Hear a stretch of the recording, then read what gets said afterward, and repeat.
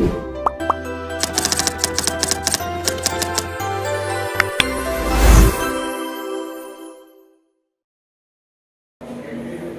everyone, Assalamualaikum warahmatullahi wabarakatuh. Perkenalkan, aku Angku Nadia Dinata dari Prodi Ilmu Politik, FISIP UIN Sunan Ampel, Surabaya, semester 4, NIM 140 1230 70. Di sini aku akan mereview buku tentang Di Bawah Bendera Revolusi Insinyur Soekarno Jilid 1. Untuk identitas bukunya, yakni penulisnya adalah Insinyur Soekarno. Untuk penerbit, yakni Panitia Penerbitan di bawah pimpinan Haji Mu'alif Nasution. Untuk tahun terbitnya, yakni pada tahun 1965. Nah, untuk jumlah halaman sendiri adalah 627 halaman. Dan jenis bukunya yakni kumpulan pidato, artikel, esai politik, dan ideologis. Untuk bahasanya adalah bahasa Indonesia. Dan untuk genrenya adalah politik, sejarah, autobiografi, dan ideologi. Nah, untuk ringkasan isi sendiri, yakni buku Di Bawah Bendera Revolusi Jilid 1 merupakan kumpulan pemikiran dan perjuangan Insinyur Soekarno yang tertuang dalam berbagai bentuk pidato, artikel, surat terbuka, dan refleksi ideologis panjang awal abad ke-20 hingga proklamasi kemerdekaan. Nah, buku ini juga menyajikan narasi intelektual dan politik dari sang proklamator dalam membentuk identitas bangsa Indonesia. Yang pertama, 1. Gagasan nasionalisme dan marhanisme. Insinyur Soekarno ini membedakan bentuk nasionalisme Indonesia dari nasionalisme negara lain. Ia memperkenalkan konsep marhanisme sebagai adaptasi lokal dari sosialisme yang cocok dengan kondisi masyarakat agraris Indonesia. Marhen adalah simbol rakyat kecil Indonesia yang tertindas, tetapi masih memiliki alat produksi sendiri. Dan yang kedua, kritik terhadap kolonialisme dan imperialisme. Nah, dalam berbagai pidatonya, termasuk Indonesia Menggugat, Insinyur Soekarno menelanjangi sistem kolonial Belanda yang menindas rakyat Indonesia secara ekonomi, sosial, dan politik. Ia juga menegaskan bahwa kemerdekaan bukan sekedar mengganti penguasa, tapi juga membebaskan rakyat dari belenggu penindasan. Dan yang ketiga, revolusi sebagai jalan kemerdekaan.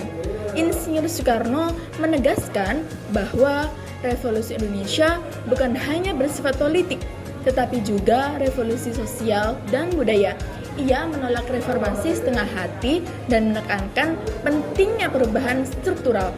Dalam pidato Mencapai Indonesia Merdeka, ia mengajak rakyat untuk siap berjuang dan kompromi terhadap imperialisme.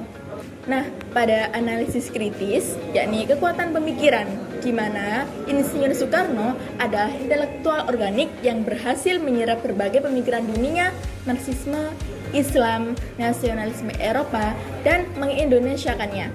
Ia tidak menyalin secara mentah, tetapi juga menyaring dan memadukannya dengan budaya lokal, sehingga menghasilkan satu ideologi yang khas, yakni marhanisme. Nah, Insinyur Soekarno juga berhasil mengunggah kesadaran massa melalui pidato-pidato yang membakar semangat dan menjadikan dirinya bukan hanya tokoh politik, tapi simbol revolusi Indonesia. Selanjutnya kita akan membahas tentang evaluasi kekurangan dan kelebihan dari buku ini. Untuk kelebihan dari buku ini, yang pertama adalah wacana ideologisnya yang orisinal, di mana marhanisme sebagai kontribusi khas Indonesia terhadap pemikiran politik dunia. Dan yang kedua, semangat kebangsaan yang kuat, di mana buku ini membangun narasi heroik dan inspiratif tentang kemerdekaan dan kebangsaan. Untuk yang ketiga, ada rekam jejak sejarah langsung. Nah, sebagai pelaku sejarah, Insinyur Soekarno juga memberikan pandangan otentik atas perjalanan bangsa. Untuk kekurangan sendiri, yang pertama, yakni kurang terstruktur, karena berupa kompilasi, tidak memiliki alur tematik atau kronologis yang konsisten. Dan yang kedua, bahasa klasik dan sulit diakses. Beberapa istilah dan kalimat panjang itu terasa berat untuk pembaca modern. Nah, sekarang kita akan membahas terkait tentang relevansi dan pesan dari buku ini. Untuk relevansi saat ini, dalam konteks globalisasi dan krisis identitas nasional, gagasan Soekarno tentang kemandirian, keadilan sosial, dan persatuan ini sangat penting. Dan untuk kedua, menginspirasi generasi muda untuk mengenal akar perjuangan dan fondasi ideologis negara. Nah, untuk pesan-pesan yang pertama, yakni ada kemerdekaan itu bukanlah hadiah, tetapi hasil perjuangan yang panjang. Dan yang kedua, ada rakyat kecil adalah kekuatan sejati bangsa. Dan yang ketiga, ada persatuan nasional adalah syarat mutlak kemajuan. Ya, kita akan beranjak kepada kesimpulan. Kesimpulan dari buku ini adalah di bawah bendera revolusi jilid 1 adalah karya monumental yang bukan hanya mencerminkan pemikiran Insinyur Soekarno, tetapi juga denyut nadi perjuangan bangsa Indonesia. Buku ini adalah kombinasi antara dokumen sejarah, refleksi ideologis, dan manifesto politik yang tetap relevan hingga saat ini.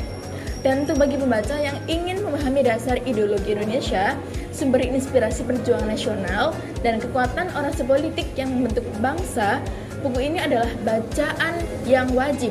Kendati tidak mudah dicerna, karena gaya dan strukturnya, isi dan pesannya tetap menyala, yakni Indonesia harus berdiri di atas kaki sendiri dan memperjuangkan keadilan sosial bagi seluruh